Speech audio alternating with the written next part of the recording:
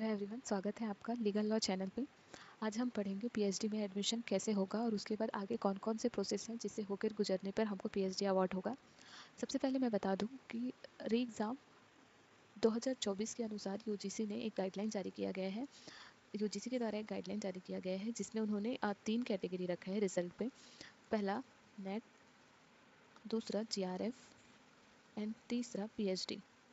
अगर आप इन 3 कैटेगरी में से किसी में भी आते हैं तो आप पीएचडी में एडमिशन ले सकते हैं। और अब आप कहीं भी किसी भी यूनिवर्सिटी में पीएचडी करना चाहते हैं तो आपको यूजीसी नेट का ये एग्ज़ाम क्वालिफाई करके एडमिशन ले सकते हैं। तो आइए चालू करते हैं हमारा वीडियो। जैसे पीएचडी में प्रवेश हेतु आपका पोस्ट ग्रेजुएशन होना चाहिए जिसमें न्यूनतम 55% मार्क्स होना चाहिए, जिसमें जनरल और ओबीसी के लिए कंपलसरी रखा गया है, लेकिन एसटी एससी के लिए ये 50% अंक होना अनिवार्य है। सबसे पहले पीएचडी प्रवेश परीक्षा देंगे आप, ऑब्जेक्टिव बेस पे होगा। फिर साक्षात्कार के माध्यम से आपको प्रवेश प्रदान किया जाएगा, जिसमें अगर कोई कैंडिडेट जो है वो नेट या सेट या फिर CSIR क्वालिफाइड है तो उसको छूट प्रदान की जाएगी, मतलब उनको ये पेपर देना नहीं पड़ेगा।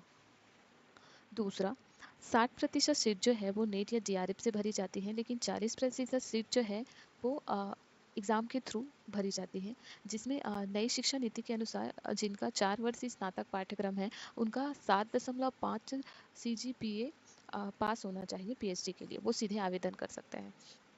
इसके पश्चात जैसे जो चयनित शोधार्थी है, जैसे आपने ये सारा स्टेप पार कर लिया तो आपकी डीआरसी होगी, डिपार्टमेंटल रिसर्च कमेटी, जिसमें आपको जो शोध समिति होगी उसका विद्यार्थी का नामांकन होगा, मतलब नामांकन मतलब रजिस्ट्रेशन होगा कि समिति द्वारा, और इनको एक गाइड अपॉइंट किया जाएगा।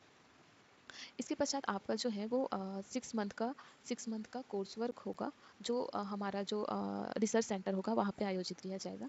उसके पश्चात जब आपका कोर्स वर्क पूरा हो जाएगा तो आपको एक एग्ज़ाम देना पड़ेगा कोर्स वर्क का, जिसको आप पास करना बेहद ही ज़रूरी है। और अगर कोई एमफिल किया हुआ कैंडिडेट है तो उसको कोर्स वर्क से छूट दिया जाएगा।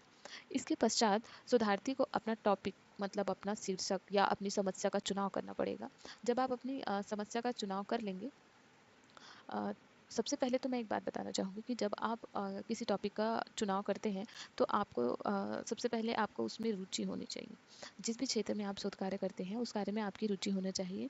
और शोध समस्या जब चुनोगे तो आपको ये देखना होगा कि टॉपिक पर कोई कार्य हुआ है या नहीं, या आगे उस पर कार्य किया जा सकता है, या किया है तो कितना किया है। देन आप करोगे रिव्यू ऑफ लिटरेचर करोगे कि कितने कैंडिडेट जो है वो अभी तक इस समस्या से संबंधित रिसर्च किया हुआ है, जिसमें आप लगभग 20 रिव्यू ऑफ लिटरेचर करेंगे। रिव्यू ऑफ लिटरेचर जो है वो ऑथेंटिक सोर्स से होना चाहिए। अगर आप ऑथेंटिक सोर्स से रिव्यू नहीं करते तो आपका सोच जो है वो वास्तविक समाधान नहीं निकाल सकेगा, जिसमें आपकी हाइपोथेसिस मतलब परिकल्पना जो होती है वो गलत होने की संभावना हो जाती है। शोधार्थी को विधिक अनुसंधान बहुत ध्यान से करना चाहिए, जिससे स्पष्ट होता है कि लीगल रिसर्च के लिए आप किन पद्धति का चुनाव करते हैं, जिसमें सैंपल कलेक्शन, डाटा कलेक्शन या नल हाइपोथेसिस आदि आता है। किसी भी शोध में कंप्यूटर एप्लीकेशन का बहुत ही महत्वपूर्ण रोल होता है, जिसमें आप फुट नोटिंग और पेज नंबरिंग और रेफरेंसिंग जैसे काम आते हैं।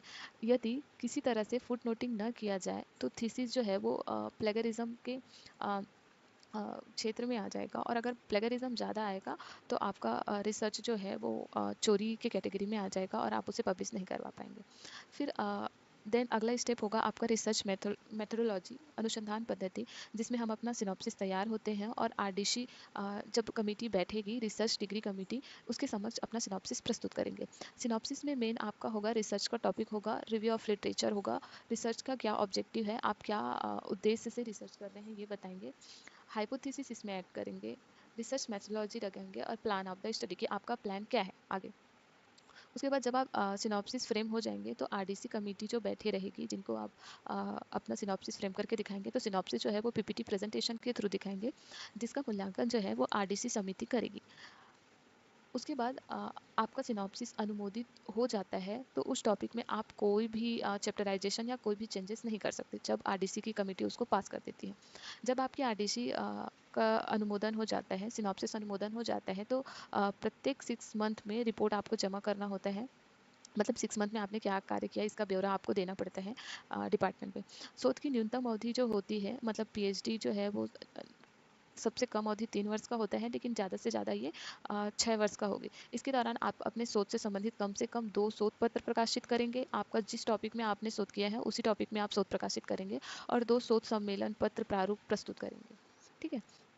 इसके पश्चात ये सारा प्रोसेस या स्टेप पूरा हो जाएगा तो आप प्री पीएचडी वाइवा देंगे। इसके पश्चात जब प्री पीएचडी वाइवा आपका सक्सेसफुल हो जाएगा तो आप थीसिस जमा करेंगे। जैसे कि 2019 के रेगुलेशन के अनुसार थीसिस का मूल्यांकन कम से कम 2 प्राध्यापकों द्वारा किया जाएगा और उसके पश्चात मूल्यांकन के पश्चात आप अपना ओपन पीएचडी वाइवा आयोजित किया जाएगा, जिसके पश्चात शोधकर्ता को पीएचडी की डिग्री प्रदान की जाएगी और आपका फाइनली रिसर्च अवार्ड हो जाएगा। आप बन गए doctor dot dot dot. Thank you. Thank you learners. आपको इस वीडियो के रिगार्डिंग जो भी डाउट होगा आप मुझे कमेंट सेक्शन पे पूछ सकते हैं।